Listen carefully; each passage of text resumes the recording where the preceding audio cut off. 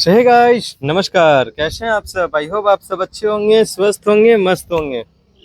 आज हम बात करने वाले हैं रेलवे मंत्रालय की तरफ से आए हुए एक बहुत ही बड़ा अपडेट के बारे में। गाइस, जो बहुत ही बड़ा अपडेट है और सबके लिए है, क्योंकि आज के दौर में हर इंसान रेलवे से सफर करता है। हर इंसान, छोटा हो, बड़ा हो, अमीर हो, गरीब हो, चाहे वो भारत के किसी भी कोने से हो, बिहार से हो, उत्तर प्रदेश, गुजरात, उड़ीसा, कहीं से भी हो, चाहे वो साउथ इंडिया हो, दक्षिण इंडिया, उत्तर इंडिया, पूर्वी इंडिया, पश्चिमी इंडिया, चारों दिशाओं से आज भारतवर्ष में रेलवे से सफर हर इंसान करता है। और आज हम उसी टॉपिक पे बात करने वाले हैं कि रेलवे मंत्रालय की तरफ से कौन सा बहुत ही बड़ा अपडेट आया है। तो चलिए वीडियो को शुरू करते हैं और जानते हैं, समझते हैं कि आखिरकार जो रेलवे मंत्रालय की तरफ से जो सूचना आई है, जो न्यूज आया है, वो क्या है और क्या वो सही है या गलत है। ये सबके लिए पॉइंट है भी और सोचने की, समझने की ज़रूरत है कि आखिरकार जो रेलवे मंत्रालय की तरफ से जो सूचना लिया गया, जो निर्णय लिया गया, वो निर्णय सही है या गलत है। तो आइए वीडियो को शुरू करते हैं और समझते हैं एक एक पॉइंट को। वीडियो को लास्ट तक देखिएगा, तभी पूरी बात को समझ में आएगा। और जो न्यूज और अपडेट आई है वो हम वीडियो को लास्ट में ही बात करते हैं। उससे पहले हम आपको बताएंगे कि आखिरकार इसका प्रॉब्लम और सॉल्यूशन क्या क्या है। तो चलिए वीडियो को शुरू करते हैं।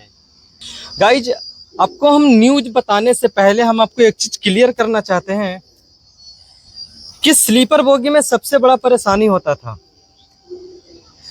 जो भी व्यक्ति स्लीपर में सफर करते थे उनको बहुत बड़ा परेशानी ये चीज होता था कि अगर उनके पास कंफर्म टिकट है और अगर कोई वेटिंग वाला उनके पास चला जाता था तो क्या होता था कि जबरदस्ती वो उनके सीट पे बैठता था कि दिन में अलाउ नहीं है सोने का।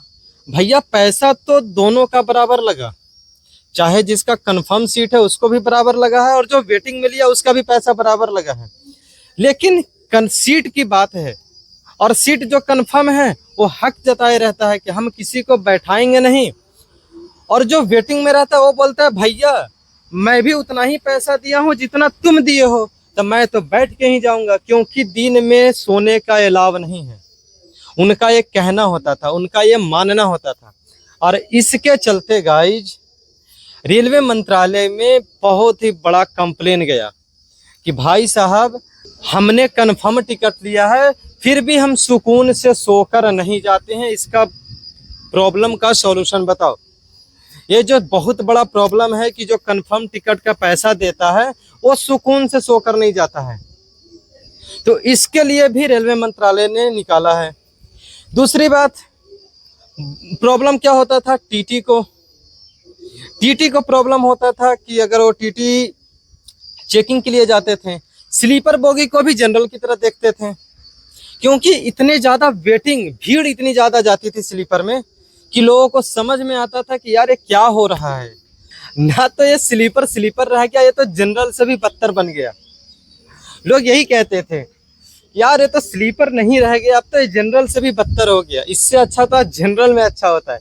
लेकिन जनरल भी कहाँ अच्छा है भाई, जनरल का तो और तबाही मचा हुआ है। तो गाइस, इसके लिए भी बहुत बड़ा अपडेट है।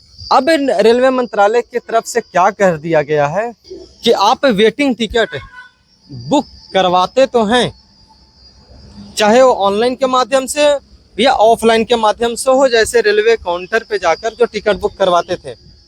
पहले क्या होता था कि हम ऑनलाइन टिकट बुकिंग करते थे अपने खुद के मोबाइल ऐप से, जब हम टिकट बुकिंग करते थे और वेटिंग में चला जाता था तो जब कंफर्म होता था तभी सीट मिलता था, अन्यथा वो टिकट कैंसिल हो जाता था। ये पहला कानून सबको पता था। दूसरा कानून पता था कि अगर हम वही वेटिंग टिकट रेलवे काउंटर से लेते हैं और अगर रेलवे काउंटर से लेने के बाद भी वो कंफर्म नहीं होता है वो टिकट, तो भी हम उस टिकट पे सफ़र कर लेते थे। चाहे हम थर्ड एसी के जो गेट होता था वहां तक भी जाकर लोग सफ़र करते थे। स्लीपर में तो कहीं भी किसी के भी सीट पर जाकर बैठ जाते थे, किसी को कोई दिक्कत नहीं होता था। दिक्कत होता था जिसका कंफर्म सीट है उसको दिक्कत होता था, खाने में, पीने में, सोने में, बच्चे साथ में उनको प्रॉब्लम, लगेज है उनको प्रॉब्लम रखने में। तो गाइस, प्रॉब्लम देखना पड़ा है सबको कि वेटिंग वालों से सभी लोग परेशान थे। लेकिन अब वेटिंग वालों को क्या दिक्कत परेशानी आई है इस बीच में, मैं आपको बताता हूँ। अभी न्यूज के बारे में बात नहीं कर रहा हूँ, न्यूज क्या आया है वो हम आपको वीडियो के एंड में बताएंगे, बहुत ही छोटा वीडियो बनाऊंगा। परेशानी ये अब आया है कि जो वेटिंग टिकट है, जो वेटिंग टिकट इमरजेंसी में जाते थे, उनका क्या होगा। क्या उनके लिए रेलवे मंत्रालय ने कुछ सोच रखा है कि सिर्फ प्रॉब्लम का सॉल्यूशन कंफर्म वालों के लिए निकाला है? गाइस, दोनों के लिए रेलवे मंत्रालय ने सोच रखा है। जो कंफर्म वालों थे, जिनको परेशानी होती थी जाने में, उनके लिए तो खुशी का माहौल है। लेकिन गाइस, जो वेटिंग वाले थे उनके लिए दुख का माहौल है, दुख का सूचना है, दुख का इंफॉर्मेशन है, नाराजगी का इंफॉर्मेशन है। अब गाइस, हम बात करते हैं सीधे मुद्दे पे कि इंफॉर्मेशन क्या आई है। वीडियो ज़्यादा लंबा नहीं करते हैं, घुमा कर फिरा कर बात करने से अच्छा है कि मेन मुद्दा समझाते हैं तो समझ में आएगा। गाइस, अब आप रेलवे के काउंटर से भी वेटिंग टिकट लेते हैं और अगर वो कंफर्म नहीं होता है तो आप उस पर सफ़र नहीं कर पाएंगे। ये रेलवे मंत्रालय की तरफ से बहुत ही बड़ा अपडेट आ गया है। पहले क्या होता था कि ऑनलाइन टिकट ही कैंसिल कर देता था, लेकिन अब वेटिंग टिकट कैंसिल होगा नहीं, जो काउंटर से आप वेटिंग टिकट लेंगे उसको कैंसिल जाकर कराना पड़ेगा, और नहीं तो फिर उसी वेटिंग टिकट पे आप जनरल में जाकर सफ़र कर सकते हैं। पैसा भले ही आपका स्लीपर का लगा हो, लेकिन आप जाकर जनरल में सफ़र करेंगे, स्लीपर में आपके लिए कोई जगह नहीं है। और रेलवे मंत्रालय ने अच्छा किया है या सही किया है, आप मुझे कमेंट बॉक्स में बताइए, क्योंकि मैं अपना राय आपको वीडियो के एंड में बताने वाला हूं कि आखिरकार रेलवे मंत्रालय का जो इंफॉर्मेशन है, जो निर्णय हो, सही है या गलत है। मैं अपना भी आपको राय दूंगा, लेकिन आपका क्या राय है कमेंट बॉक्स में बताइएगा। अब गाइज, इससे सॉल्यूशन चलो उसको तो मिल गया, जिनका कंफर्म टिकट है उनको तो मिल गया कि चलो अब सुकून से जाएंगे, कोई परेशानी नहीं होगी। लेकिन जो इमरजेंसी में, जैसे किसी सीनियर सिटीजन का टिकट होता था, बुजुर्ग रहते थे, उनको इमरजेंसी में कहीं जाना है, कहीं कोई हॉस्पिटल में जाना है, जैसे किसी को बनारस आना होता है बिहार से, दिल्ली से, किसी को इमरजेंसी में दिल्ली जाना होता है, तो क्या करते थे कि तुरंत ही अपना वेटिंग टिकट कटवाते थे और चले जाते थे।